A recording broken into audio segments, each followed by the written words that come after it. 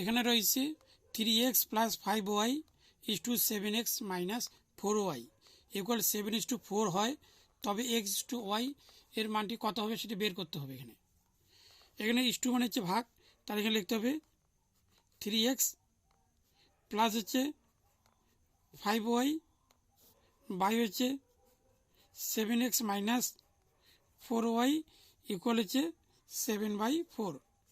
এখানে বজ্রগুণ করতে হবে, তাহলে 7×7 49x মাইনাস 428y, এখানে হচ্ছে 3×4 12x প্লাস 4×5 20y। তাহলে যেখানে এক্সটি এক পাশে নিয়ে আসতে হবে 49x, এখানে প্লাস বাঁ দিকে হবে মাইনাস 12x ইকুয়াল 20y, এখানে যে ডান দিকে নিলে হচ্ছে প্লাস 28y।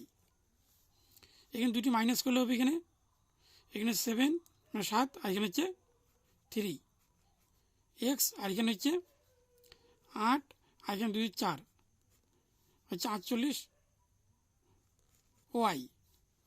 তাহলে এখানে ইস টু বের করতে হবে, তাহলে এখানে লিখতে হবে x আর নিচে লিখতে হবে y।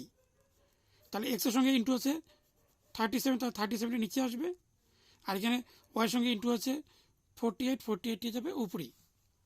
তাহলে x/y ইকুয়াল এখানে হচ্ছে 48:37, তাহলে এখানে উত্তর হবে 48:37 এর উত্তর।